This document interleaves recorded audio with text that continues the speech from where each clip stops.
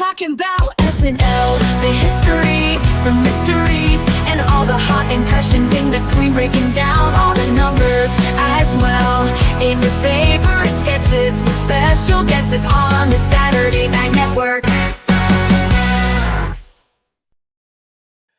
Welcome on in, everybody, to the Saturday Night Network for another Monday Night Roundtable, here to discuss and recap the Michael Keaton and Billie Eilish episode of Saturday Night Live, Season 50, Episode 4. My name is John from the SNN. So excited to be with you on this Monday night as a presentation of LateNighter.com and with three amazing panelists. And I know we're going to have a wild live chat here talking about this final episode of this run of the first 4 episodes of Season 50. So let me bring in a guy who I'm very excited to talk to 2 weeks in a row on the Roundtables. And there's a special reason why we're having him on the show tonight. And that is Bill Kenney. Bill, how are you doing? John, I'm great. Thanks for having me on because the Dodgers made the World Series last night. Not really sure how that fits into this, but are you talking about something else? Yeah, I think Bill, something else is happening for the first time in like 30 years, which is that I don't want to spoil it for the listeners. I want you to be able to tell all the people who've been listening up to you on the show for over 4 years now what you accomplished this weekend. Yeah, so after 30 years of entering the lottery, I still have not won the lottery, but our good friend Matt, who was so generous when he won the lottery this week, to invite me to the show. So I got to see the show in person for the very first time. And here's a little tidbit for you. I don't know if anybody knows this. SNL is actually live. So that was fun. Yeah. But yeah, what an amazing night. And I can't wait to give little tidbits throughout the evening. So so happy to be back. It's always the best when we get somebody on the show who was there in person and getting to watch these things with their own eyes. And I'm so happy for you, Bill. I know it's a long time coming and really excited. So a big thanks to Matt for hooking that up for Bill, and getting to talk to you will be very exciting tonight. Joining us as well for the first time in Season 50 is Gabby Forbes-Bennett. Gabby, how are you? Hi, I'm feeling great. It's been a while. I'm super stoked to be here. I have my S-thing earrings on because, as Michael Shea would say, it's the 90s. So I feel like I came prepared for this. Is that the House of L? Is that Superman? Is that what earrings, or are they SNL earrings? No, it's literally just like, that thing that you would doodle in the margins of your notebook in school. Like, it's just the shape of the S. Yeah. Okay, love it. So bonus, if you're watching on YouTube, you get to see Gabby's earrings tonight, looking great. Joining us last but not least is the greatest stand-up comic I know, Andrew Haskell. Haskell, how are you? I'm doing all right. Bill, I didn't realize, I'm so happy for you that you got to go. Seriously, I didn't realize you didn't actually win the lottery. You fake won the lottery, sort of like that fake title the Dodgers had from a few years ago. That's super interesting. But so happy for you, and I'm so happy that I get to join you on this roundtable and discuss this episode. Yeah, it's that's so good. Bill, you basically you didn't win the lottery. You happen to know somebody who won the lottery, and you benefited off of it. So that's some of the greatest wins in life are because of that. Absolutely. And I kept joking, like, watch me get the email this week that I said, we'll just have to go back if that's the case. But yeah, however you get in, that would be very incredible. That's, it's all it's about. Yeah, it's good enough. It's good enough. So yeah, let's talk about this episode that we had here, Season 50, Episode 4. And we're going to kick things off for the 4th week in a row by talking about the cold open as a separate part of the show, because that's how it is felt throughout Season 50, where we have a lot of these cameos coming in, and they're written as, covering obviously the presidential election, which we're getting very, very close to. We're now only 15 days away, I believe, from the election. So it's very interesting times right now in the States. And, for the first 3 weeks, though the format changed, it did feel pretty samey when you had the same cameos with Dana Carvey and Jim Gaffigan, Maya Rudolph, and Andy Samberg coming in every week. But big surprise, one of the biggest names in SNL history decides to show up in Season 50. And, we all questioned and wondered, especially, as we were heading into the season, where we might see him again. But in comes Alec Baldwin to play Brett Baer, who had this very famous interview with Kamala Harris last week. Maya is going to play Kamala, and they're going to go back and forth in the interview. And we get to see different cuts to Ego as Harris Faulkner, JJ as Trump, cut to Carvey as Biden as well, and Marcelo Hernandez as one of the people asking Trump a question in one of the cuts. But basically, this is an interview that I think will be very well remembered in the 2024 election as we move forward down the years and we look back at some of the biggest moments. I think this interview, because of how many things happened or didn't happen in it and all the news articles that were created, seems to be like a really important point in this election cycle. So SNL chose to make it its cold open this week. And I would love to know from you, Bill, how you felt about what they decided to do with the cold open and getting to see Alec Baldwin in the building for the, he did a brief cameo last year, but really for the first time in a serious role in a long time. Yeah, I think this was the only way they could go this week. As you mentioned, how important the interview was during the week, how much press it got. And having the JJ stuff with Trump dancing was also a major talking point throughout the week. So it seems like it really is the only way to go. Having Baldwin in the building was just amazing. Everybody was so excited to see him there. As you said, it's been a while since we've seen him, other than that cameo that nobody really saw, like as he briefly entered last year. So to have him there and to have him on stage with someone else playing Trump was also very interesting to me. But yeah, it was great. They played so well off of each other, Maya and Alec. And one of the great things about being there was seeing, I mean, I'll talk about this throughout the night, but like seeing this crew work and the cue cards, especially when Alec and Maya are riffing off of each other very quickly, like the whole Men's Warehouse thing, or you're gonna love the way you look, I guarantee. Like those cue cards were moving faster than anything I've ever seen. So a lot of kudos to people behind the scenes who are doing things like that. But everybody was really great in this. Yeah, that was a good riff. I mean, they had a lot of ones where they were going really fast paced with each other. This definitely felt like performers who have worked together in the past. Here's a couple of lines that I thought were really, pertinent to show some of the chemistry that we saw between the two of them. And we'll get to Gabby and Haskell's thoughts as well. You're very sexy when you're angry, you know that? Yes, I do.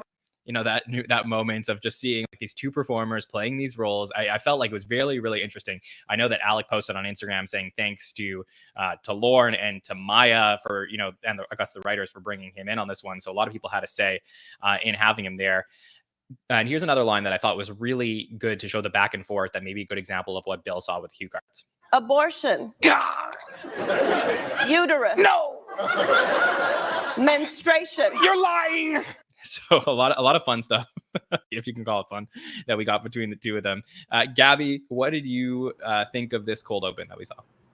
Yeah, I thought that it was done really well, and they played off of each other really well. That Men's Warehouse line is something that really stood out to me, because I feel like, it's something that could have easily been tripped up, but it was executed great. And so, I mean, I'm not surprised to see Alec Baldwin in, more of a substantial role this season, 50th season and all that's going on. And so I'm sure that we'll see him a bit more as the season continues.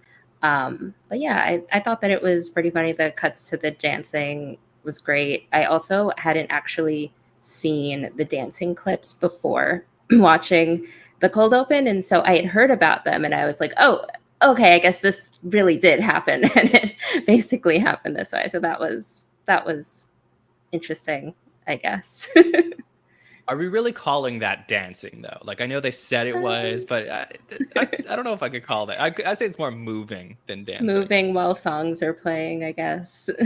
Yes, the bar for dancing is pretty low in that Sure. area. Haskell, how do you feel about what SNL did 4 weeks in a row with political content? They're trying to make things feel fresh. They bring in Baldwin. Did it work for you? Yeah, it's funny. Those first couple of episodes, it was really starting, more so than any time I can ever remember. That cold open was really starting to feel like its own thing, its own show, its own cast, with SNL cast member cameos.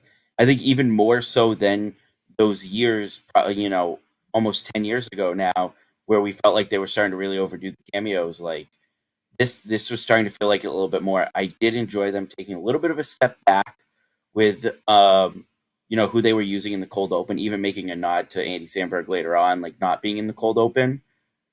The cold open itself, I think, worked really well.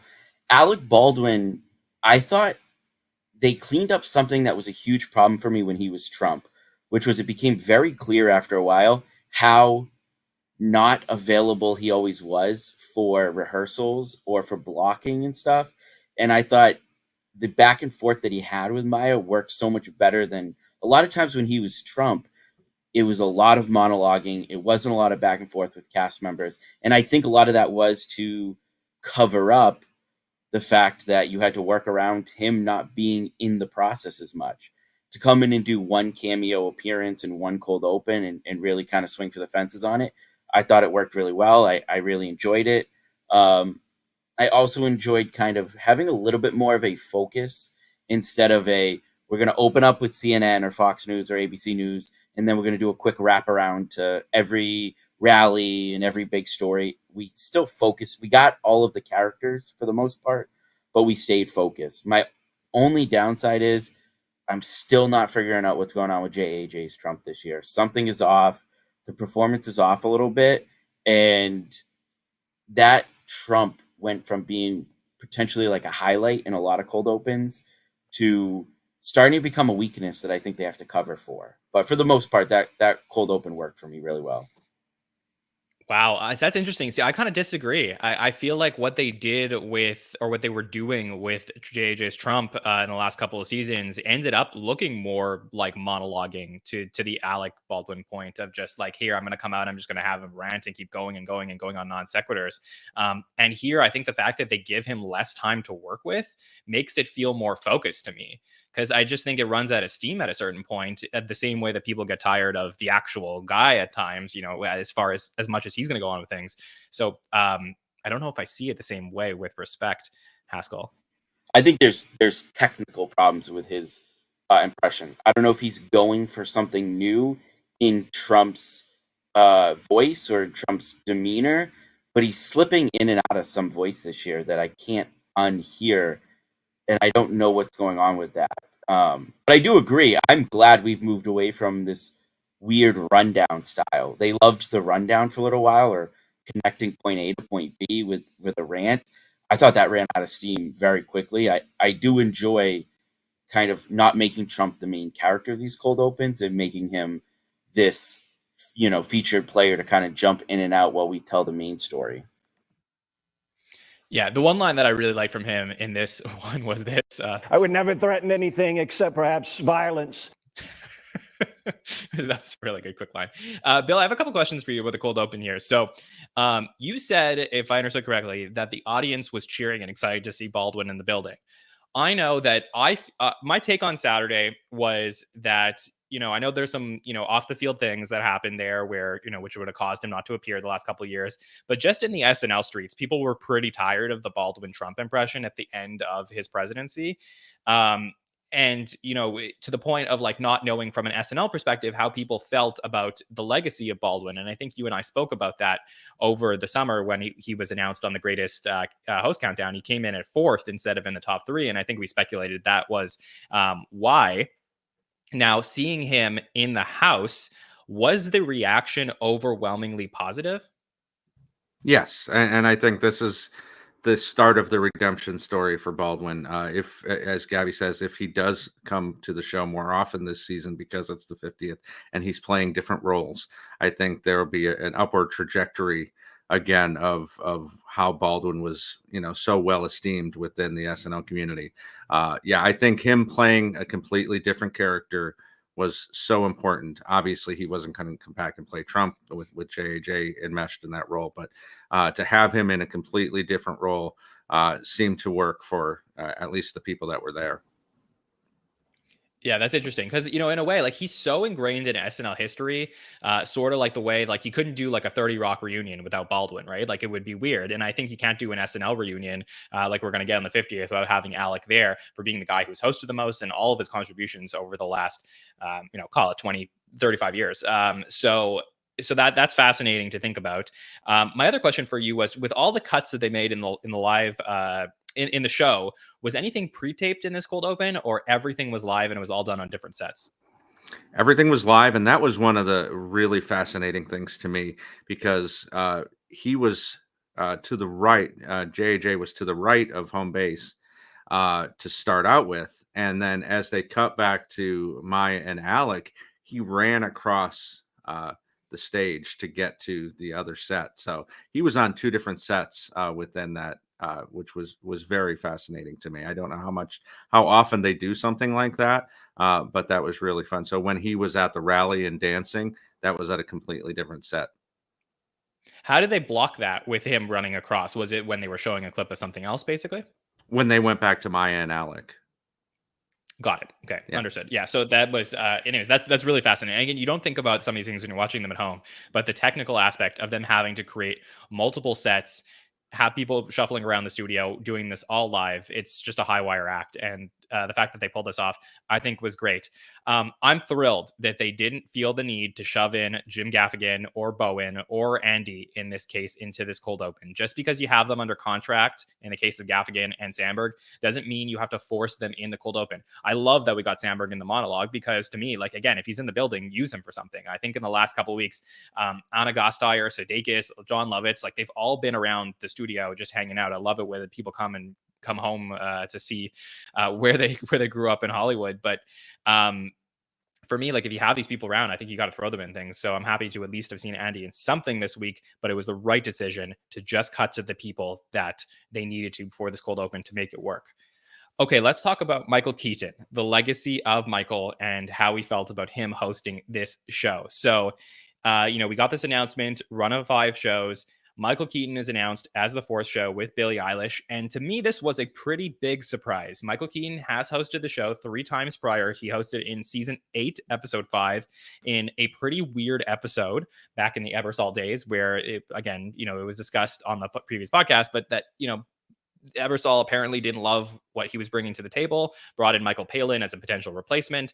So he was known, from basically up for the first 17 years of the show as, one of the worst hosts, I would think, to that point. Then comes back for season 18, does a pretty solid job then. And then in season 40, when he comes back 22 years later, he has established himself, obviously, as being this, like, incredible actor with this long storied career. So much so that, Taron Killam and Bobby Moynihan are absolutely loving everything that he's done in his career. And the monologue is based around that. And you could see how much people idolize Michael Keaton when he is there in season 40. Flash forward 10 years later, and he is back for a 4th time. So, Bill, what were your thoughts on getting Michael Keaton back for this 4th time? Yeah, this is the kind of legacy booking that I want to see in season 50. We got it with Stevie Nicks a couple weeks ago. Just kind of out of the box thinking. And, you've got 50 years of the show. You've got huge names that haven't been there for a long time. Now, as you said, Keaton was there just 10 years ago. But his start on the show, I think a friend of the pod, Gary Kroger, has said how rough of a week that was when Michael Keaton was there in season 8, that they had called Michael Palin in to kind of cover. And Keaton doesn't appear in that episode after the monologue until after Weekend Update. Now, it's a different time, and hosts weren't in every sketch, but still, that's a long time. You're off the air for 45 minutes. So I think he's really had an interesting. So I think his season 18 episode is really good. 40 is one of the better ones from that season. So to have him come back, I was very happy to see that. Gabby, were you excited to get Michael Keaton hosting the show this week? Yeah, so I thought that it made sense, obviously, because of Beetlejuice. I won't say it a 3rd time. But I will say I had seen Beetlejuice like a while ago, and just my familiarity with him actually is probably kind of niche, maybe not for this community, but it was from 30 Rock, like one episode that he was in. He was in the 100th episode back in 2011. And so I think it shows, obviously, that he's part of this, NBC community.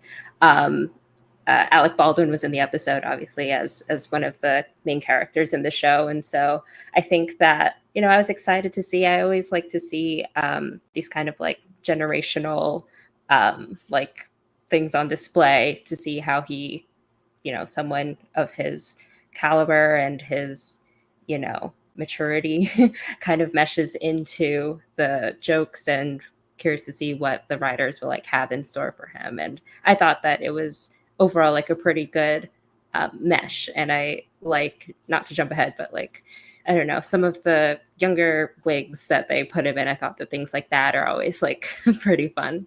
So yeah, I was excited to see excited to see what would come of the episode. I completely forgot about his appearance in 30 Rock. That was the Yeah. like 100th episode of 30 Rock, and he was the one who discovered, I think, the gas leak. Yeah. That was a really fun connection. Obviously, he was in the original Beetlejuice with Alec Baldwin, so it makes sense. Like a friend of the host is there this week as well. So that was very cool. Haskell, what's your experience with Michael Keaton and your thoughts on him coming back here to host for the 4th time? Yeah, like obviously, I was born in '95, so I grew up with him as Batman, and then watching the original Beetlejuice, around Halloween time every year. I also got to see like my high school years where Michael Keaton had this real resurgence where he was doing some really good projects, small roles, big roles. Like you said, he was in 30 Rock. He plays the captain and the other guys. That led to him doing was it Birdman? That thing got nominated for a ton of Oscars. Like that was a great performance from him.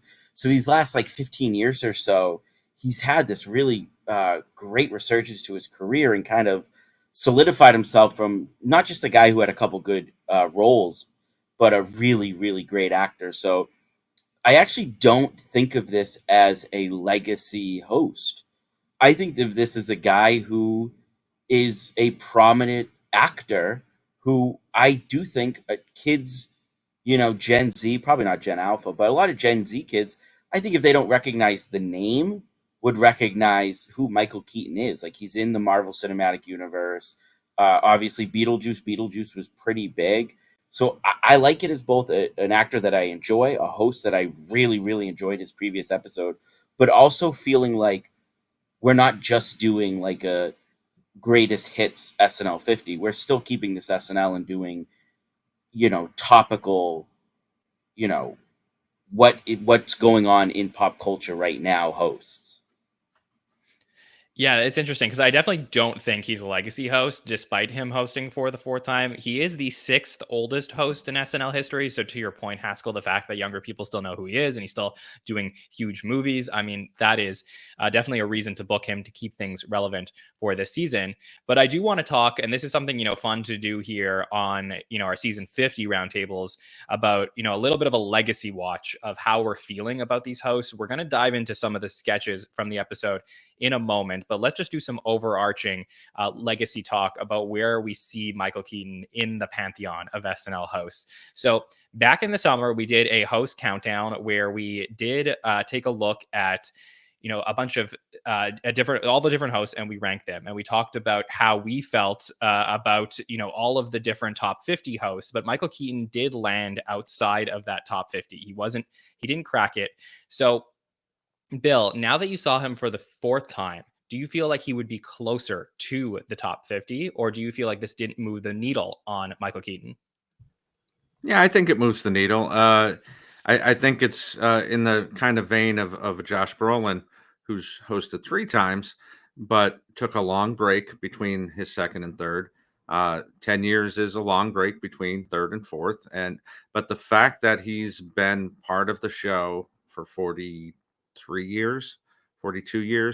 I think it moves him up. I don't know if it puts him in the 50. I can't remember the other 4-time host that didn't make it, but he would be a lot closer than he was for sure. Yeah, so let me bring up, I do have a graphic here of the 4-time hosts, and then I'll tell you about some of them. So we're going to add Michael Keaton to this list here. So here are every 4-time host. Here's every 4-time host in SNL history. We have Eric Idle and Michael Palin, the Monty Python guys. We got Paul Simon with an asterisk, Ashton Kutcher, Dana Carvey, Lindsay Lohan, Cameron Diaz, Louis C.K., James Franco, Charles Barkley, Martin Short, Adam Driver, and Michael Keaton is a new member of the 4-timers club. So just in comparison to some of the other people who were on the list. So Adam Driver came in at number 10. Martin Short came in at 19. Lohan was 23, and Eric Idle was 40. Barkley was 41. Louis C.K. 44. Paul Simon 45, and Dana Carvey 46. So 8 of these people on this list made the top 50 countdown. Michael Palin was 64, Franco 73, Cameron Diaz 83, and Kutcher did not get ranked, was too low to get ranked. Michael Keaton was ranked at 88. So prior to this episode, if we would put him on the 4-timers list, he would have come in at 16th out of 17 for the 4-timers. So I'm curious, Haskell, from you, do you feel like he moves up here ahead of some of the other 4-timers in SNL history based on what you saw this past weekend? I think he moves up. I think if you asked me back when we were doing the final episode of the countdown, I probably would have thought he got a little higher. Like, and not to get too much into how I feel about this episode, I thought it was a good episode. But if he hit a real home run, if everybody was coming out of this episode going, that was far and away the best of the 4 so far, I think he absolutely jumps up into the top 50 based on season 40. And now 10 years later, you have a really good performance. I do think one of the things that's going to work against him a little bit is, unless you are somebody like Steve Martin or Alec Baldwin who span checking in with multiple casts, not just, hosting over 40 years, but hosting, 12 times over 40 years, I think it's going to hurt Keaton that he doesn't have a cast that you look at and be like Adam Driver, you look at and you go, 41, 44, 45. Like, for that stretch, like, he ranks as one of the best hosts from that stretch. Keaton, you can't really put in with a cast and with an era and be like, he ranks as like one of the guys you wanted to see with that cast. And I do think that would work against him whenever we do our rankings again. Gabby, how do you feel about Michael Keaton's legacy with Saturday Night Live after getting to see him for his 4th time? Yeah, so I think just building off of what Haskell was just saying, I mean, I can see how you would think that it would work against him, that he doesn't have like a solid run within a smaller range of years. But I feel like it also kind of speaks to him that he was able to do this once a decade for the past 4 decades. Like, it shows that he can actually fit in, and I don't know, chameleon-esque, that he's able to have this legacy. I don't know. It seems like I agree that this could definitely move the needle. Possibly for that reason. I think so too. No, I think it's great. It's something that we talked a lot about over the summer, is that hosting a few seasons in a row is probably not as valuable in terms of your legacy to what he has done, which is hosting over a span of 42 years, which is just incredible stuff, the longevity. And it goes to show how amazing his career has been over the years. For me, in personal rankings, I mean, there's no way that I could put a guy like him at 4 times over, Dana Carvey, Adam Driver, Marty Short, Eric Idle, Michael Palin. I think, you could start talking about him in the group with Lindsay Lohan, Charles Barkley, and him. Obviously, Louis C.K. Has his own issues with the show, but put up some great episodes. But I think he's entering the point where if he came in at 88, I do think after this, if we redid the vote, he would probably come in somewhere towards maybe late 60s, low 70s. I think he jumps up probably 10 spots. I don't know, to the panel's point, that he did enough here to crack the top 50. I think the episode was pretty solid overall. No fault to Keaton's for anything that went wrong, but I don't know that he carried this episode. In terms of what we saw from the first 4, I think that Nate Bargatze and Ariana Grande obviously had much bigger factors on their episode strengths. Gene Smart was practically a non-factor in the premiere. I would say Michael Keaton had a minimal effect on the total episode here, and some of the writing probably elevated some of the stuff that Keaton was bringing to the show. No offense to Keaton, who I think was, again, just very solid host. That's probably why they like him, why they keep bringing him back, because he's very serviceable. But I don't think he ever is going to make an episode as amazing as some of these other people on this list or ahead of him. So ultimately, feeling like he elevated his legacy for sure, mostly due to longevity and putting up a solid number here, but not sure that we have him in the pantheon yet. Maybe he does come back for the 5th time as an even older host, and that would be just incredible stuff. Anyone else got anything on Keaton, or should we head into the episode? All right, let's do it. Let's talk about some of the sketches that we want to dive into even further from this episode. So Bill Kenney, the man in the house this week, tell us what sketch you want to get into. Well, I want to talk about the first sketch that's in the live show. Was Shop TV, and this 3rd time we've seen this. I think this was the best of the 3 by far. We saw this with Carmichael and Driver, I believe, correct? So yeah, I think this was a lot of fun. Obviously, it's an obvious joke once the reveal is shown of the cookie looking like what it looks like. But I think the performances in this were so good. This is one of Keaton's better performances of the night. Heidi's facial expressions throughout this were phenomenal. As it gets dirtier and dirtier and escalates even higher. Mikey has some great lines in this, talking about how he's playing, how he's so delicate as he starts circling the eyeball part of it. Keenan calling up and being the dirty caller who thought it was a white woman's delicious.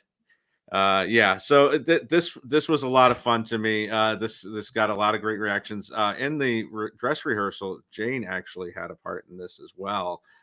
She was selling some creepy Jesus figure. It was like a Halloween Jesus figure. But somehow that got cut, which was interesting to see. I guess it didn't really help the narrative of the sketch overall, so they decided not to keep it in. But overall, one of the better sketches of the night for me. Interesting. Yeah, no, that I very much agree with the cut, because I think that they needed to tighten this as much as possible. You did leave out my favorite line from the sketch. You said, the Keenan call, but the Longfellow call to me was the funniest thing. Hi there. Do those cookies come in different ethnicities? This is so dry. That was like such a call. Like sometimes they would do these call-in sketches, especially like in the, I'd say, early 90s, and that felt to me like such like an Adam Sandler type of voice, like on the phone, just asking something like so ridiculous. So for me, that was pretty funny. I was excited to see this back. Gabby, how did you feel about it? Yeah, I enjoyed it. I always like seeing Heidi and Mikey, just playing off of each other, and I thought they did a really good job there. Just as like some context of where I'm coming from this is that PVC is like often on in the background in my apartment just for like voices, and it's also pretty funny to just see the kind of ridiculous descriptions that the hosts come up with, and how like they'll make the ugliest thing sound just, I don't know, like the most appealing thing or whatever. And so I think that it was pretty accurate from that from that angle. And I really enjoyed it. It was like reminiscent of the Sweaty Balls sketch from long ago, especially, a bit more graphic. I don't think necessarily would have flown in the 90s, or maybe, I don't know. But anyway, I enjoyed it overall. Yeah, it definitely a lot of people would obviously make that comparison. A huge difference naturally with the format of the sketch is this one is done in the world of television versus the world of radio. So you almost like in that sketch have to imagine what people are listening to on the radio as Alec is describing the Sweaty Balls. Could this have been an interesting place for Pete Schweddy to have appeared, given that Alec was in the building? Just something to think about there. But Haskell, were you excited to get back the third edition of Shop TV? Yeah, I enjoyed it. I mean, it is classic Streeter and Mikey to the end. Those guys clearly have a PhD in, figuring out the game of a sketch and then playing that game. Like I think those two can write this sort of sketch in their sleep and yet still not feel stale. As for the sketch itself, I enjoyed it. I like them taking a kind of a risk like that so early in the episode. Sometimes it feels like that sort of stuff would get tucked away. I know we're in a changing landscape, I guess. 11:30 versus 12:30 in a world where so many people aren't watching the show live anymore doesn't matter as much.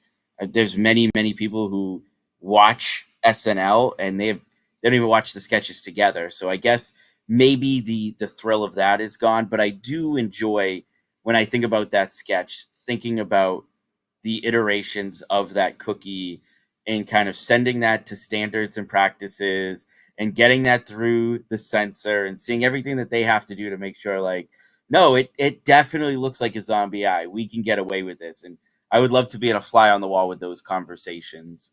And then in terms of playing the game with the sketch, I thought I had a great ending with Mikey asking Heidi, it kind of looks like yours, doesn't it? I thought that was a really good ending.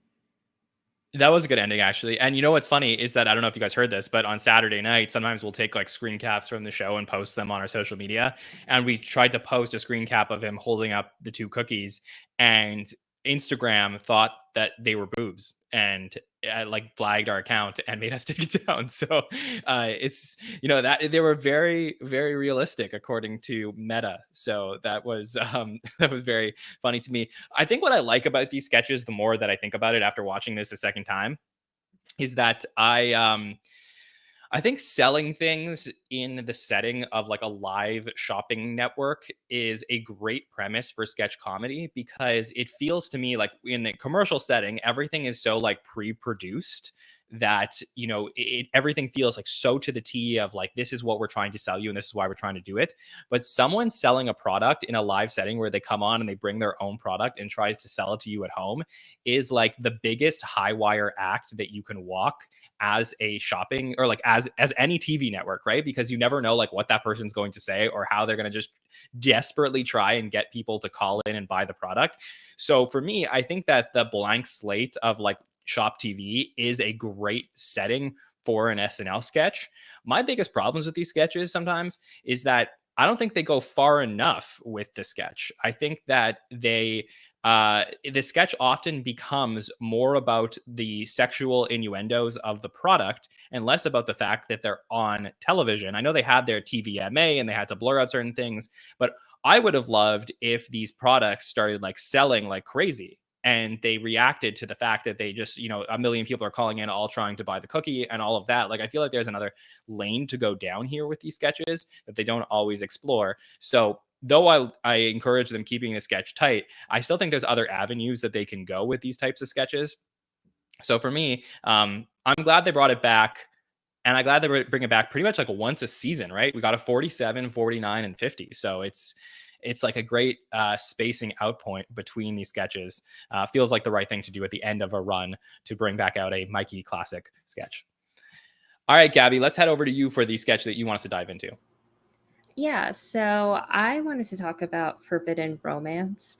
I kind of have like a personal story about this where I don't know how long ago, maybe a couple years ago, I was listening to Hey Soul Sister and finally like started to tune in on the lyrics and was like, that's a little odd at some of the lines.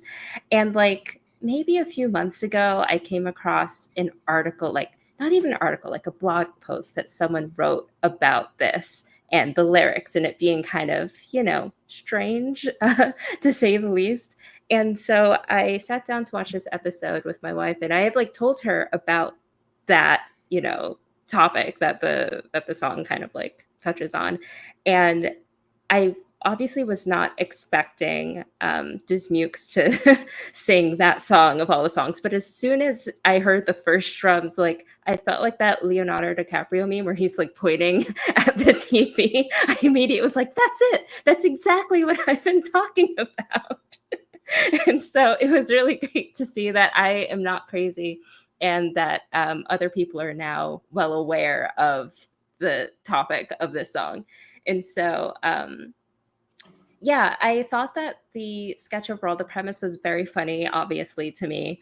And I thought that it was, as it went on, that I thought to myself that it could have a risk of kind of dragging, of like, this is just the one joke of the sketch. Maybe it's going to get kind of tired or drawn out a little bit too much. But I thought that the Sneaks did a great job of kind of keeping it fresh, because really at the core of what we're viewing is just him singing. And I think he did a phenomenal job. And all of the reactions. And it's just like, cutting to faces and some like dancing and shoulder shimmying. And so I thought that what really worked for me was the fact that they made it work. That's also, it had Ego breaking a little bit right before Andrew started singing. I think that Keenan and his like trademark Keenan face, I think it was done pretty well. Made a point. The fact that he ended up retracting his blessing at the end. And something else that I didn't actually pick up on initially was that there was another kind of like subtle-ish joke where Ego's character and Keenan's character so that they would leave through the kitchen. I didn't realize that was like a callback to segregation times. So there's like many layers to this sketch, and I enjoyed it overall. Well, Gabby, Bill, Haskell, and I have a special surprise for you. So, guys, Hey, soul sister. Hey, that Mr. on the radio. Yo, the way you move ain't there, you know. yeah. Thank you, Gabby, for going first on that one. I mean, first of all, love Andrew Dismukes. He has such a high floor for me with his sketches that I just know, like, as soon as we see him on screen and he's about to do something ridiculous, that we're gonna get something really great here. And was this the greatest? Like, would this be on the best of Andrew Dismukes DVD? I'm not sure. However, I think the concept is really funny. I know SNL has gone down this path before of like, let's take ridiculous song lyrics and talk about why they are so ridiculous. But the fact that the sketch itself, it was so silly that I was almost surprised where it played in the night. Like, this almost felt like a sketch that would play at the end of the night because it's set in Detroit, 1955, I believe, but it's a song that came out in 2009. So it's like as if Andrew invented the song, and that in itself, in the world of the sketch, is hilarious to think about. But yeah, for me, it hit a lot in the right place because it's not like this sketch went down a path of, oh, he's going to sing it for 2 seconds and then everyone's going to cut him off and be like, no. But they let him go on and on to the point of him embarrassing himself. And that's what really worked for me here. Haskell, how did you feel about Hey Soul Sister, the forbidden romance sketch? Yeah, as a late millennial white man, that one was for my people. I don't know what to tell you. No, I don't think, like you said, I think you hit the nail on the head with, like, is that the strongest sketch? No. Can it get by on charm alone? I think it did. There's a lot that works there. I like, as much as I absolutely loved cast members like Cecily Strong or Chloe Trost, who could absolutely belt it, I think there's something really charming about Dismukes, who clearly has a good singing voice, but kind of holding back a little bit and being a little timid with the voice, although still showing so much confidence in the song. I think that really worked. There's a lot of people that like to, SNL has done this with, in recent years, they did the Stan Santa Claus parody. They went back and kind of made some comments about a Black Eyed Peas song. And a lot of people go like, real topical SNL. But I think this works because they're songs that a lot of us either grew up with, or we have a decade plus of like everybody listening to this over the years and being like, what's that lyric again? I don't think something like this works if you're just trying to find faults with every new song. Like, we can all kind of pick out new songs from today and look for faults in it. It's much funnier to have this song that I see a lot of people talking like, yeah, I thought of that idea like 5 years ago. Yeah, the whole point of the sketch is we've all listened to some of those lyrics in that song. For me, while I'm jamming out to it, I don't know about everybody else, but it'd been like, what is he even talking about? Like, that's why the sketch works, is because it's so recognizable. They're not trying to pick something out and seem like some music theorist who is coming up with this new idea. And that's why it works really well for me. I think everybody in the sketch sells it so well. I went back and forth on how I felt about this. Ending it with Keaton just like slapping the bass and being like, yeah, this is what the song needs. After watching the sketch 2 or 3 times, I decided I'm on board with that ending. Not a perfect sketch by any means, but one of my favorites of the night. Yeah, we got to praise Keaton and Heidi in the sketch as well, just truly for being like the white goofy parents that just completely got on board once they heard the song. Here's a couple lines from them that I felt really worked. Son, just wow. I get it. You have my blessing. And then Heidi comes over the top with, now that I hear how my son feels about his beloved soul sister, I can't object. Can't object after that. Great line from Heidi. Bill, so this song was from your childhood. So how did you feel about hearing it? From my childhood, from the 2000s? Yes. Yes. Okay. No. This. Yeah. This was great. I love when they You went to the show transpose. this week, man. I got to give you something. No old jokes. We're switching it up for the show. I was just floored. I'm so confused. Wow. Yeah. Gonna No. give I you a little think present.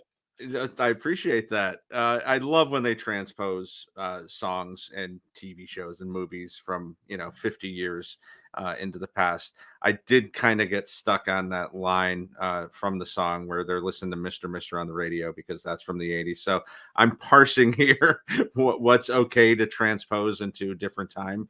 But yeah, I think everybody really sells this well. Heidi and Keaton doing the Trump dance, basically, the white man's overbite as they're dancing around to Dismukes, and Dismukes is just dismuking. I mean, I think we need to make that into a verb. This was probably the best well received live sketch in the studio. So at least during dress. So I think getting to see Dismukes do what he does really played well. I like this one a lot. Yeah, I agree. I thought this was really, really fun. I didn't love the I know that you said they left through the kitchen, and I understand why. I didn't love that they came back out to sing the song all together as a group after. In the house, Bill, did that like take anything away from you?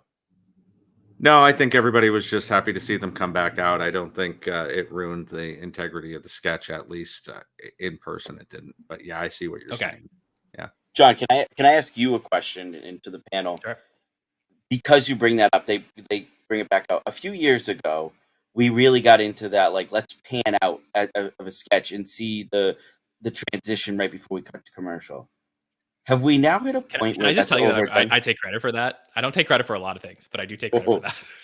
Yeah, That is and an I'll tell you why. SNL. Because we interviewed Don Roy King in season 46, who was the director at the time, and we were talking to him, and I said to him, like 20, 30 years ago in SNL, like you go back to the original days, like after a sketch, they would like pan out of a set and you would see the audience or whatever. And he was like, oh yeah, we used to do that. I don't know why we don't do that anymore. And then they like started doing that again. So yeah, but yeah, sorry, go ahead. Do we overdo it now? Like, we get it a lot now.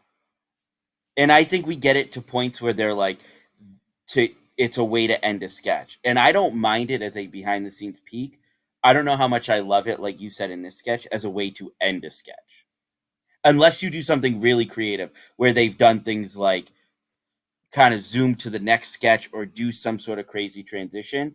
That I'm cool with, but just panning out, I feel like we're kind of hitting a point where I'm like, I get it. I know the mechanics of the show now. So I don't think they're doing it too much. I think it's really fun, especially for people who are more casual watching the show with us, to see what's happening there and then switch out of the world of the sketch into a live show. So for me, it's like it's cool to see, like, okay, this is a set in a studio. People don't realize, like, Bill, I'm sure for you didn't realize like how small the studio is until you see it in person. It's like, you can watch like a baseball game on TV, but then you get to the stadium and you're like, it's a whole different experience. So I do think that like giving a little bit of insight into that on the show isn't so bad. But my problem is truly, again, maybe it's fun for the audience in the studio, but if in the world of the sketch, Keenan and Ego have left through the kitchen, then they can't come back into the sketch and start dancing with the white people. It doesn't make sense. Like, especially if we're still watching a commercial. Gabby, do you feel differently? Yeah, I just have like one thought. We spoke a little bit ago about how most people probably aren't watching the show live anymore, right? Things are being clipped on YouTube, TikTok, and everything. And I haven't watched the show live in a while, but I do recall that they used to have, like, during commercial breaks, a little kind of behind the scenes, here's a clip of them kind of setting up the next sketch, right? And so I wonder if this is kind of the way of bridging that gap, because I know that people aren't really sticking around to see that. I mean, it's kind of, I'm easy. I like seeing these things. I like, seeing the behind the scenes, even though it's not really behind the scenes. It's just, the sketch is ending and now they're just going to move over to the next. And so I feel like it's a way of kind of getting that same feeling out there for people who aren't necessarily watching the show live. Well, even like I've been watching reruns of seasons like 23, 24, 25, like working on some of those everything you need to know videos over the last few months. And between commercials, then you would hear Jenna, one of the stage managers, on like the overhead speaker saying like, okay, we need Will Ferrell and Anna Gasteyer to the stage, Will and Anna to the stage and stuff like that. So you get like the experience of like if you're backstage at SNL, that is literally like all you would hear if you're walking in the hallway is the stage managers calling people to different sets. So I think like that's something cool to show people at home, just especially between commercials, Gabby. So I love that you brought that up for people who there is value in watching the live show. I will say one more thing about this sketch before we move on, and it is very important to me, which is I think that SNL has made a lot of progress with diversifying their cast. This is the first example to me of a huge problem that they have now by losing someone like Punky Johnson. The sketch there was no indication in the sketch of Devin Walker's relation to Kenan Thompson. I think we're assuming that Devin is Eggo's brother in the sketch, but had Punky been around, I think not to typecast, but it's natural to assume that she may have played the mother in this sketch. And not having two Black women on the cast creates problems in situations like this. I think we can all walk away from the sketch being like, that was really hilarious. And that, it's not a fault of Andrew Dismukes or any of the writers or whatever, but this is one minor example of what will be many throughout the season of where, having multiple people to make a sketch diverse creates value to the sketch. And I think it is a problem that there's only one Black woman on the cast, and it was noticeable for me with this sketch. So I just wanted to point it out while we have a platform to do so. All right, let's transition over to another moment of the night that we want to get into. So Haskell, I will head over to you for the next sketch you want to talk about. Yeah, I was watching this brilliant, you want to talk about, panning out and seeing behind the scenes. I'm watching this new brilliant opening montage that they have for season 50. And just as the thought enters my head, I'm like, I wonder if, if we're getting Please Don't Destroy this year, what's it going to look like? Are they going to give us that heads up in the opening credits like we got last year? And it kind of been a weird opening to the season, and it felt like just as Please Don't Destroy was really getting ready maybe the end of 2 seasons ago to take off and be like this staple of SNL, it started to feel like they were already planning their post SNL careers. And so just as I had that thought, we get a film by Please Don't Destroy in the opening credits, which I'm sure like myself, many fans were very excited to see that. And we do get to see Please Don't Destroy in season 50. And we get this skydiving sketch. And I have been, it's probably been my main take on Please Don't Destroy on this podcast, which is I like them in their office. I like them living in that surreal sandbox outside of I'm not a huge fan of when they leave that setting. But I really enjoyed this sketch. And I think part of it was putting them in a different type of sandbox. And it wasn't the most extreme crazy one, but it put them in this space, right? And it allowed them to just kind of bounce off each other and use those quick cut edits and everything. And I really enjoy when you can start a sketch with just something that's really, really small and let that kind of nugget grow. That idea of just the instructor saying like, yeah, I don't feel good either, man. I don't know. Like, luck's not on my side, I guess. Like, is just this really small thing that could have just easily gone over people's heads. Like, yeah, I guess whatever. And to build it and build it and build it, I think also was one of the best uses of Michael Keaton of the night, of him being this like depressed other instructor who lost custody of his kids. And he's saying like, maybe I do this job because secretly I want to die, was really great. Emil as the first day pilot was really good. So not only were the Please Don't Destroy guys really, really great, but it was a great use of mixing in a cast member and mixing in the host in a really great spot. And ultimately just really happy to see these guys back for season 50. I'm thrilled to have them back as well on screen. It was exciting to get to see them, and they've been a big part of the last few seasons. And I think that the value as SNL superfans in seeing them back for this episode is much stronger after seeing a digital short a couple of episodes ago. because, they were naturally always compared to the Lonely Island guys, being the three white guys who create some sort of music video. I mean, they did Three Sad Versions was one of their first videos that they did. Everyone right away compared them. And I think that because of that, they've sort of been in that box a little bit throughout the last few years. However, I always felt like the tone of the shorts that they create are much different. And I see it especially now, where a couple of episodes where we got Sushi Glory Hole, I was reminded about the greatness of Andy Samberg and Akiva and Yorma, in that they come from a generation, and I'll say my generation, of like people who feel like they can do anything if they just are so overconfident. And they bring that out in a lot of the digital shorts of like, we can sing, we can dance, we can act, we can go anywhere, and we're going to be the coolest people in the room because we say we are.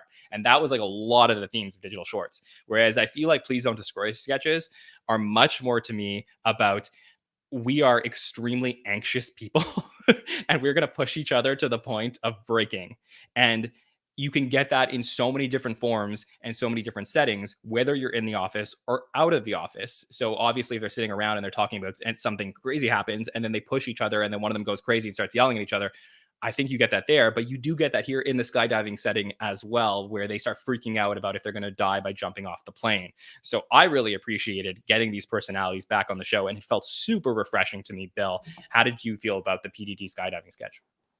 Yeah, I'm in the Haskell camp with them staying in the office most of the time. I think that's a brilliant move, but it has been so long since we saw them last, and everybody was starting to worry, even though they've had a lot of writing credits on the first 3 episodes of the season. So there's no fear of them leaving at this point, but I think everybody was just kind of hungering to see it, and I think this is a pretty good piece. One of the things that differentiates them from the Lonely Island, besides the musical aspect, I think, is that they let each member of the group shine in different sketches, different pre-tapes. And Ben just absolutely kills it as this, as the flight instructor, as the guy who's going to be jumping off the plane. I love his line where they want to take a selfie, and he's like, "Last words." And then they see his dead grandfather in the picture as well. He really plays this well. He's kind of the lead in this, and and next week it'll be Martin or John. So I think they find a good way to split it up among themselves and give each person a moment to shine. The goriness of the ending, I think, really works as well. Even though something's going to happen, you have this feeling of dread as it goes further and further into it, that something's going to happen. I don't know that you could have imagined that they were going to land in the propeller and explode. But yeah, I like this one a lot, and I was just really, really happy to have them back.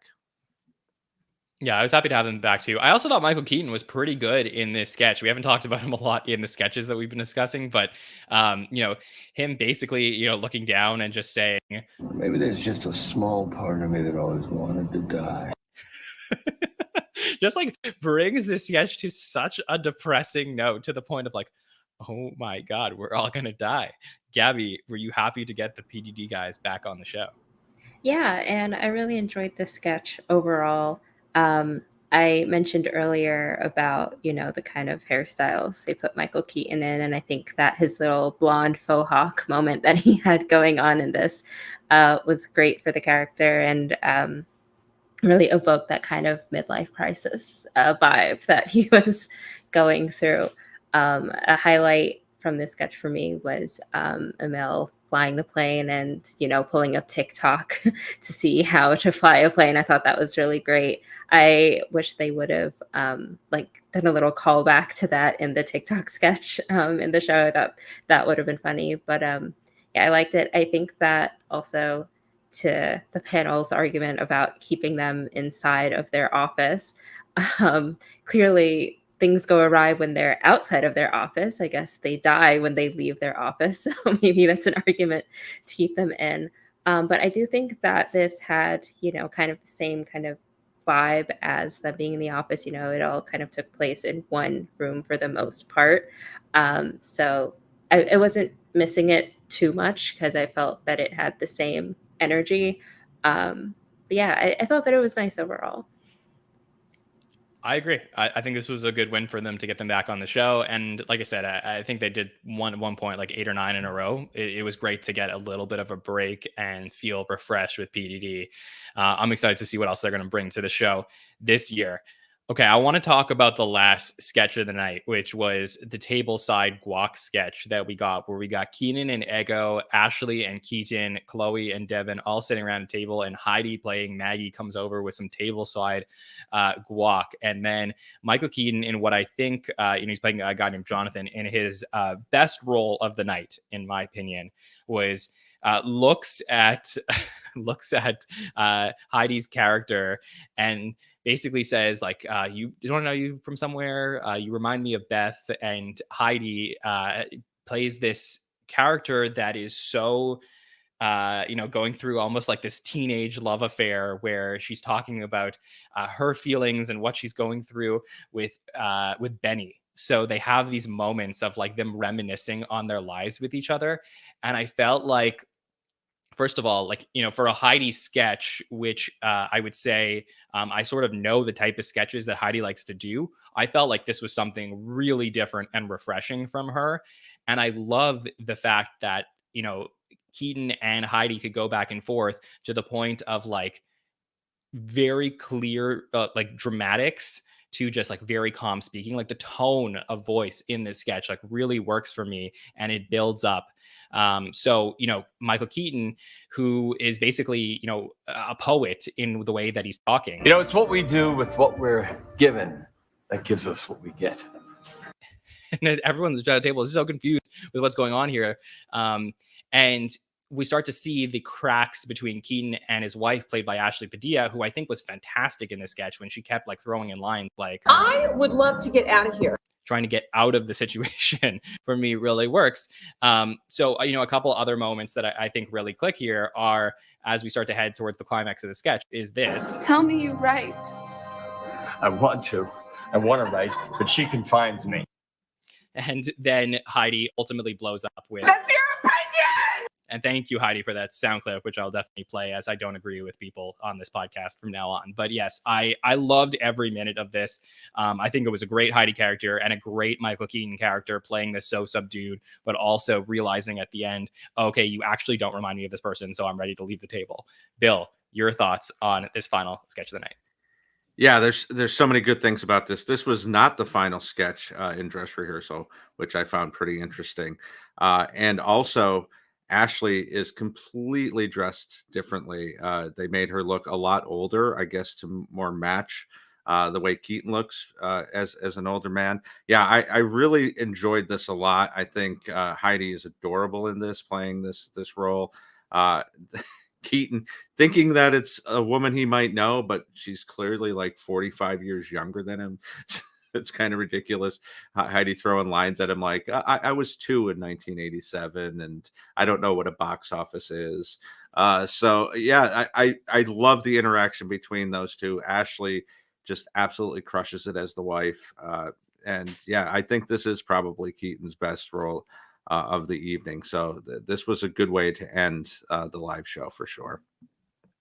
Yeah, and in a night where we had some really important debuts, I think this was a really important sketch for Ashley Padilla, somebody who comes with experience in sketch comedy, and we get to see her in a more elevated role here. Gabby, your thoughts on this final sketch of the night?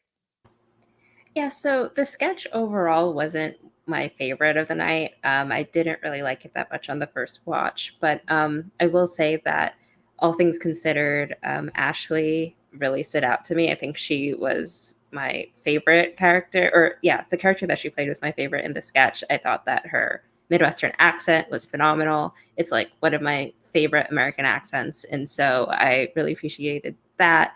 The kind of like head nod and just the nonverbal acting that she did as well whenever we would, see her next to Michael. And of course, Heidi was great. I honestly, the sketch made me want to see both of them together more. I really enjoyed that. Yeah, of course, that's your opinion was my favorite line in the sketch. Yeah, so good. That was a great one from Heidi. And again, it only works because she's playing it so calm the entire time. Just this like very timid person, and then just breaks out and starts yelling at Ashley. And I think Monette in the chat was talking about the duo of Ashley and Heidi. And I do wonder if there will be some sort of mentorship there between two people with groundlings experience and somebody new coming onto the show who's able to bring it and work with Heidi on sketches. So it'll be interesting to see how that develops moving forward. Haskell, how do you feel about this final sketch of the night? Yeah, I mean, big props to Ashley there. That's a tough spot to be in. Like, you are literally between the host and the quarterback of the show, and you have to hold your own, which she did. And you also have to hold your own playing the straight character and make yourself memorable without getting the jokes, essentially. I mean, she got some funny lines, but she doesn't get the off the wall stuff. And so she did a really good job of kind of making her presence still be felt there. This is a sketch. This is one of those sketches that I think this is where there's value in watching the show live. I think I enjoy a sketch like this, knowing we're like 4 minutes to 1 o'clock, and you see sort of the pacing change, you see some of the energy change. And in a case like this, I thought it was really interesting to see the pacing change as we were starting to push 1 o'clock. But like you said, sort of the tone of it all was still very relaxed. And sometimes you can feel people getting hot feet around 1 a.m. and lines getting sped up and stuff like that. And we kind of got that vibe without getting that nervousness from them, which I thought was really cool. It was one of the sketches that I was really, Bill, I really was wondering, and I wanted to pick your brain on how much the sketch was changed before, during dress or after dress, even with it not closing the show. I think that's pretty interesting. I love, and this was one of the things that I thought watching it live might have been rearranged or cut a little bit. I absolutely love Michael Keaton come in right away with like, "Is your name Beth?" Like, that felt so like Midwestern dad, like no opening line from him, no sort of like, "You look familiar," just jumping right into like, are you Beth? And then jumping into like this woman that I knew. And immediately, even though on SNL, a lot of times you have to play around with characters' ages and you have to like, okay, yes, the host is in his 70s and somebody in their 30s is playing like somebody that went to high school with him. But immediately I knew like, this is so clearly she's not who you think she was, because she's a much younger waitress. So I thought that worked. And I thought that ending was killer, man. There's a lot of ways that SNL could go with that ending. I thought with all the passion in that sketch, to end it with like "Not Beth wouldn't do that. No, you're not her." I thought it was great. I thought that was one of my favorite ending lines to an entire episode in a while. Yeah, it did feel like they rushed off the stage though very quickly. Like, it cut to the bumper as soon as he said that line. So I do wonder, like, if they would have given that like 5 more seconds of space, if it would hit better for people. I see in the chat, there's some discussion about the other people in the sketch. Like, I do think having Keenan and Ego and Chloe and Devin being there as the two families like meeting was unnecessary, probably, given the principal characters in the sketch were just the focus for most of the time. Keenan, I could value his place in the sketch, because him just being like, "What are you guys talking about right now?" I think really does work for this. But besides that, I liked what they tried here. I think that this is a sketch that I could see us being an underrated sketch that we point back to for either this being the best thing that we saw from Keaton of the night, a interesting character from Heidi that's different from some of the things we've seen before, or a very minor breakout moment for Ashley. So I think that for all of those reasons, I felt like it was important to talk about them throughout the night. Bill, did you want to add any other tidbits about this sketch for what Haskell was asking about? Yeah, I pretty much line for line from dress rehearsal. I don't think very much changed, other than, as I said, Ashley's outfit. I think it was played pretty much beat for beat the same way. It might have been a little bit more rushed because it was the live show. Yeah, I see on the dress rundown here that this was a sketch that was timed out at 5 minutes and 45 seconds. Aired still after update, but not at the end of the night in dress rehearsal. The Franklin's first day sketch, that office sketch that you saw, Bill, that was cut. That was the last one in dress, and that came in at 4:40. But all of the live sketches that were scheduled to be in the show made it into the show for this episode. So the two that got cut, the two live sketches, I assume those sets were not around anymore. So there was no like last minute switching there, and they got this one in. They got it right to the buzzer. So I'm happy it made it. Okay, we're going to do some rapid fire. We're going to go around the panel and ask for any other moments from the night that you guys want to touch on. Bill, I'm going to go last to you because you were in studio, and I just want to make sure that you could get to talk about anything you saw. But Gabby, I'll start with you first. Anything else from the night you want to touch on quickly? I'm torn between Weekend Update and the TikTok. I guess we'll go with Weekend Update because I really did enjoy Sarah Sherman and Emil's performances in that. I thought that it was great. Love to see Sarah, tease Colin. I thought there were some great lines in there, like "Why did you lick your lips?" when she mentions that she was wearing a diaper. That's when she was talking about him like floating into her dressing room with like following the smell of her underwear. His only protest was, "That's not how I sniff." I thought that was a great line to make him say. For some reason, her mentioning her t-shirt that she got from New Orleans that says New Orleans on it, I thought that was just a great little like simple joke. And the fact that he offered to split the BBL with her. I also thought that was just like a bunch of great little things. And I thought Emil's kind of like stand-up-esque bit was pretty good. But yeah. Yeah, I thought Sarah was really good here. I love that I love some of the lines that she threw in here, like this one. For the last time, Colin, I will not play doctor with you. That one was great as well. But obviously, Emil was the story of the night from Weekend Update for him having his first breakout moment of his career on the show.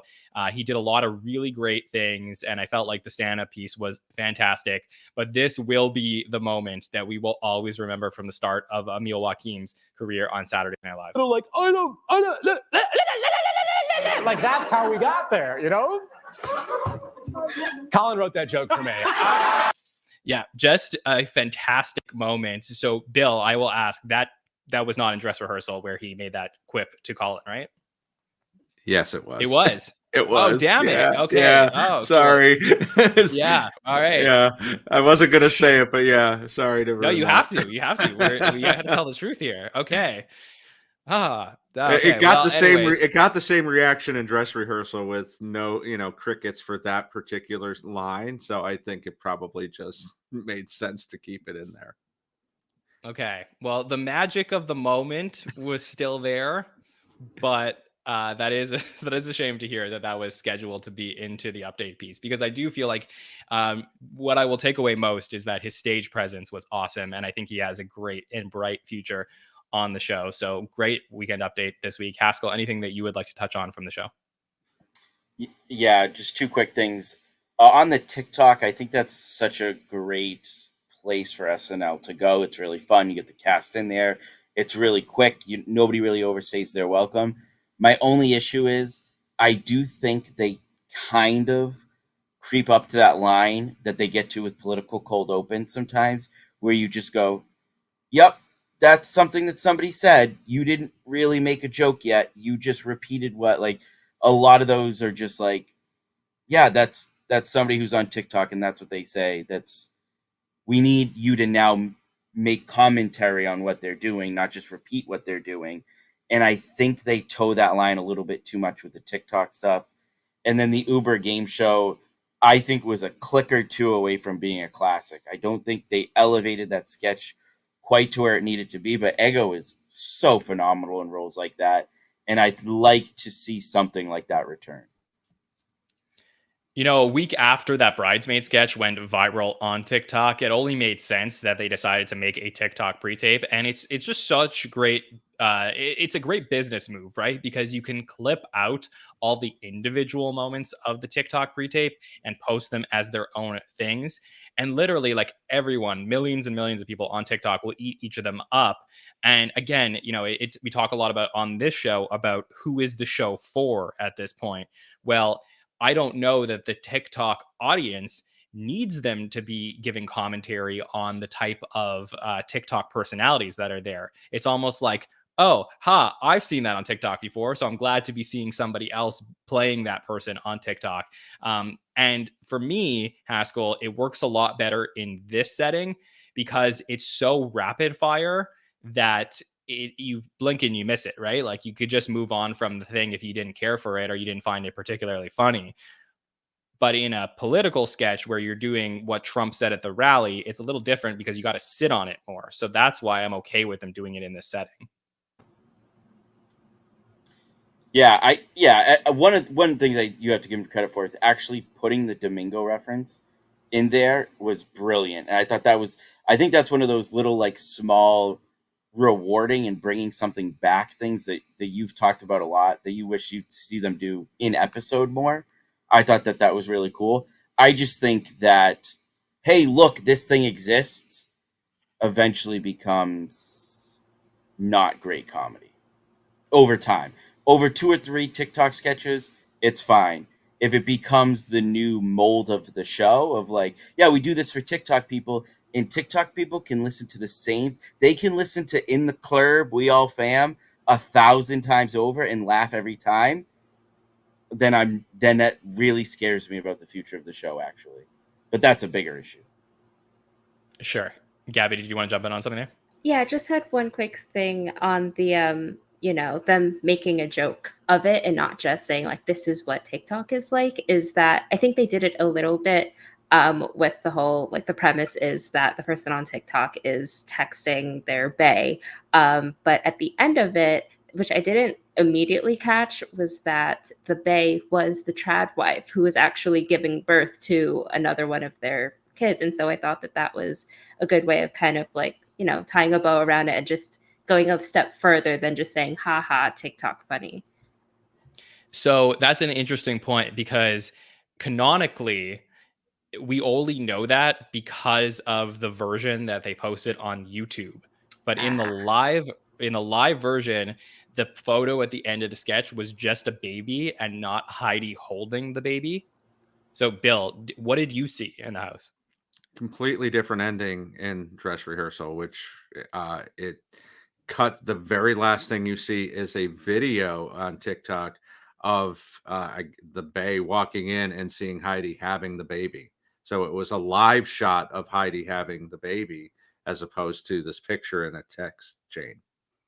Interesting. So we basically got 3 different versions of the ending of the sketch. One that aired in dress rehearsal, one if you're watching the live show, and then one that's on YouTube now. And of course, the YouTube one is what a lot of people will know, but in what actually aired on the 11:30 show was a picture of the baby that was probably the one that least got the ending across to the viewer. So fascinating stuff there. All right, Bill, tell us anything else that you want to talk about from this episode or that you saw in the studio. Yeah, I'm glad they put it up online. Marcelo and Longfellow on Update was really, really funny as they talk about the different Halloween costumes that have taken over 2024, like the Travolta costume and Kamala border policy with the ET and things like that. So I thought that was really fun. Seeing those two work together is not something we've seen a lot of. I understand why they kept Emil in, and definitely having Sarah back at the update desk makes sense. So if something had to be cut, I guess it had to be that, but I'm glad that people still get to see it on YouTube at least. But then Billie Eilish, like, wow, what a performance. One of my favorites. So that was one of the highlights for me going into the show. She's such an amazing performer at such a young age, and being able to see her perform on that set and just absolutely kill it with both of her songs was a real highlight for sure. Yeah, she was awesome this week to have her back at the show, and what they did with the stage direction on that first Birds of a Feather performance was really, really cool. So, at home, Bill, I felt on Saturday night that she was a little low compared to the backing vocals that we got from her. Did you in the house feel like she sounded good? No, she definitely sounded good in studio.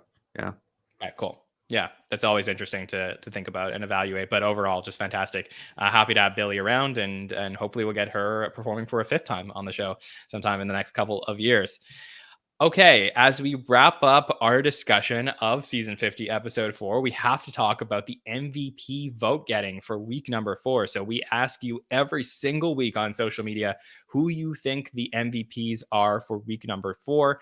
We're going to ask our panel for who they think the top 3 vote getters were of week number 4, and then we will reveal the top 5 to all of you. So, Bill, who's the top 3 for the Michael Keaton, Billie Eilish episode? Heidi just had such a phenomenal week. This was, you don't want to call it a comeback because she's been killing it all along, but she just had such a phenomenal week. So she'd be number 1 for me, and then Sarah and Mikey. Gabby? I got Dismukes, then Emil, and then Heidi. Dismukes, Emil, and Heidi. And Haskell, who's your top 3? I went with Heidi, Ego, and Dismukes. Okay, so a lot of people that are chosen here this time. We got a couple Dismukes on the board. We got Heidi. We got Ego. We have Sarah Sherman as well. And of course, Emil Joachim for his breakout moments. So we will reveal to you now on screen at the top 5 vote getters for the week. And let me just say, a lot of people got voted for MVP this week. So it was a very split vote, but just edging out in first place was... with the greatest performance of Hazel's sister, Andrew Dismukes this week won the MVP for week number 4 at 19% of the vote. Right behind him was our rookie of the week, Emil Joachim, with 18% of the vote. So a lot of people were very excited for Emil. We're all super pumped for him and happy that he got that on the show and had his moments. So we've gotten Jane, we've gotten Emil on the update desk. Hopefully we get Ashley as well coming up soon. Sarah Sherman comes in 3rd place here. She was on the update desk. She had a big role as well in the Uber sketch that we didn't get to talk too much about, and was pretty much, all over the show this particular week. Of course, Mike will be talking about her screen time during the By the Number show coming up, but a really big night for Sarah Sherman. So I'm curious to see what that number looks like. Also, that horror movie choreography we didn't talk about as well. So 15% of the vote for Sarah Sherman. Heidi Gardner with a great moment in that last sketch of the night, 11%. And then Mikey Day naturally had some great screen time in the Shop TV sketch, as well as that horror choreography sketch. So Andrew, Emil, Sarah, Heidi, and Mikey are your top 5 for season 50, episode 4. Okay. By the way, no Michael Keaton in the top 5. So as far as his legacy is concerned, not as not as well remembered as some of our other hosts, including Ariana and Nate from this season. And there you go. We will close the book on Michael Keaton's 4th episode and open up the book to John Mulaney's 6th time hosting Saturday Night Live. So we haven't seen him for a few years at the show. The last time was season 47 for his 5-timers moment. And to me, guys, this feels like the first legacy host for season 50. Jean Smart, extremely talented performer, actress that's been around the scene forever. Bargatze had a great hosting appearance the year before. Happy to have him back again, but he's on his way. He's certainly not there yet. Ariana Grande reminded everybody why she's such a great host, and Michael Keaton being around for the 4th time, very solid, and longevity we mentioned important. But this is the first guy on the list, or first host on the list, of somebody in season 50 coming in that I feel like truly you cannot tell the story of Saturday Night Live without. Was a writer at the show, it had a lot of opportunities coming out of the show, came back to host 5 seasons in a row. It's burn a break, and now we get him back, Bill. So your thoughts on Mulaney coming back to host the show with musical guest Chapel Roan? Yeah, first 6-timer since Tina Fey, I believe. Right, John? But yeah, that's bananas. That's been a long time. There's only 2 things that you need from Mulaney besides very funny sketches, obviously. But we're going to get a Broadway sketch, and we're going to get a great monologue. That's the 2 things that are a boom stamp every single time that he hosts. Very excited to have him there. I think it's been too long after we got him 5 seasons in a row, especially during that mid, and post-COVID run that he had. So happy to have him back in the building, and coming off of all that stuff that he did on Netflix over the summer. So I'm expecting a great episode. Yeah, and it was announced that he's going to be hosting a talk show on Netflix, or a talk variety show at some point. So that's something to keep an eye on as we talk about the future of, talk shows and SNL and late night television, that Mulaney's sort of taking over that spot on Netflix for some live shows. And it'll be interesting to see, Gabby. But, over the summer when we did the host rankings, the audience ranked Mulaney as the 9th greatest host in SNL history. I think I had him somewhere around there, probably 10, 11. Bill had him as 9 as well. So it's truly just a major part of SNL history. Are you excited to have him back in the building? Yeah, super stoked. Literally, all I had in my notes was musical number. Like, I'm just very excited to see how that'll play, especially with the cast changes that we've had recently. Hopefully, we'll see Dismukes sing a little bit more. But yeah, I'm super stoked. I'm also excited for Chapel Roan. A fan of her like popular songs. My only concern is I think she is known for canceling gigs, and so hopefully she shows up to this one and doesn't have any issues. But yeah, I'm excited for the episode. Yeah, I'm curious if she's going to address Bo and Yang sort of, playing her through Mudang in the premiere that we got this season, if that'll be brought back up at all. And I'm also curious, Haskell, if we're going to see Mulaney bring any friends in the building, if there's ever a time to do it. Bill Hader, maybe? What do you think? Yeah, it's funny you say that because Mulaney might be outside of maybe Steve Martin. Mulaney feels like the most like somebody's coming home for anybody who wasn't in the cast, if that makes sense. Like, yes, he was a writer for so long, and that's where that comes from. But like Mulaney coming back every time he hosts, it feels like we're getting an alumni episode. It feels like we're getting somebody who really understood the show and has a really good history with the show. So really cool to see that. Yes, if you, I was really happy that SNL didn't turn season 50 into just a retrospective. I'm glad that we're still getting SNL as it's supposed to exist, which is a time capsule of the times, not a time capsule of SNL. But you had that run of 4 episodes. You're going into the holiday season. I do think if you wanted to take maybe a stretch of episodes and start to do a few things that is kind of a wink to it being season 50 and celebrating season 50, starting with Mulaney would be a great time to do that. Starting with an appearance by Stefan would be a great way to do that. I would love to see that. But I think just having Mulaney back and doing some Mulaney things is probably going to have that feel anyway. And it'll also be 3 days before the election. So, it'll be on top of everybody's mind. I'm sure we're going to get a great monologue from Mulaney.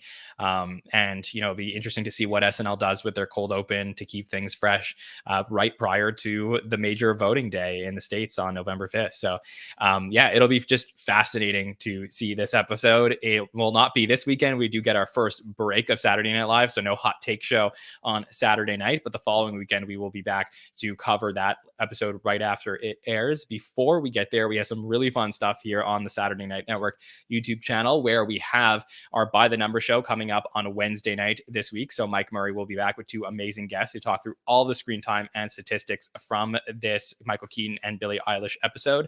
Then on Thursday on the patron feed, I will have our SNL sketch breakdown, where I'll go through one of the sketches that the patrons vote on to talk about, and we'll break it down even further exclusively for the patrons over there. And then next Monday night, in this spot where we usually have our roundtables, we're going to have our first feedback show of the season. And if you've never checked out a feedback show, it's a great time to jump in. We open up the show to questions from our audience. So on social media next week, we're going to put out a form to fill in any questions. So you can talk to us about anything from the previous 4 episodes or anything looking forward, and we will get through all of them. TJ Randolph will join me for that show, so we'll answer as many questions as we possibly can. And we'll also have a bunch of our patrons joining us throughout the night. So if you've ever wanted to podcast about Saturday Night Live, there's a great opportunity by signing up. You go to patreon.com/the SNL Network, and there's a form there. Sign up for a time slot, and we're going to bring in a bunch of our patrons to talk through the season of Saturday Night Live, and we do these check-ins once between every run of SNL episodes. So that will be the following Monday next week. And then, of course, we'll have all of our John Mulaney and Chapel Roan coverage. We'll also be back with everything you need to know about Saturday Night Live season 16 very soon. So stay tuned for an announcement on that. Bill, so incredibly happy for you that you got to go to the show this week. I'm sure it was an absolute dream come true, and we're excited to celebrate it with you. So thanks for joining us tonight. Thanks for having me, John. Yeah, I mean, it's one of those moments that you don't think is going to live up to the expectations, especially after decades of waiting for something like this. So again, all the thanks in the world to Matt. If you don't know Matt, he does a lot of the behind the scenes stuff here that makes the show run, and just so happy that he thought of me and included me in his first time at the show as well. So yeah, follow me at all the socials at BKLove73. Gabby, it was so great to get to hear from you tonight for the first time in season 50. I can't wait to talk about the season all year long with you. Anything that you would like to say to the listeners? Yeah, just thanks for having me here. You can find me online if you want to. My Instagram is modestly awesome, but no pressure.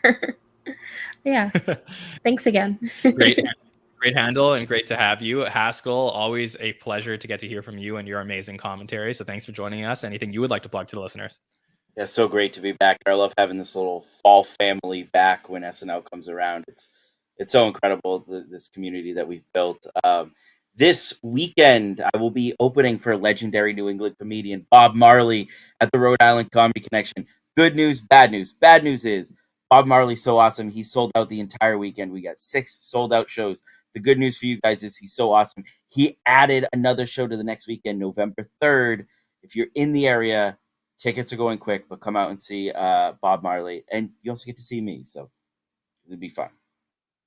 Yeah, I can't wait to get down to one of your shows one day, Haskell. I really look forward to it. So I appreciate getting to hear from you tonight. I want to thank LateNighter.com for being the presenting partner for our show tonight. And seriously, everybody who joined us for all of these roundtables to kick off these first 4 episodes, whether you're in the chat or on the podcast itself, it's been so much fun. These are like, some of my favorite shows to get to do on the podcast here is just really sit down and break down the legacy of all of these episodes. So I really appreciate everybody for hanging out with us on these Monday nights. Thanks to Bill, Gabby, and Haskell specifically for tonight, and everyone, all the friends in the chat with their great commentary as well. My name is Jon Schneider from the Saturday Night Network, and we will see you next time, everybody. Have a good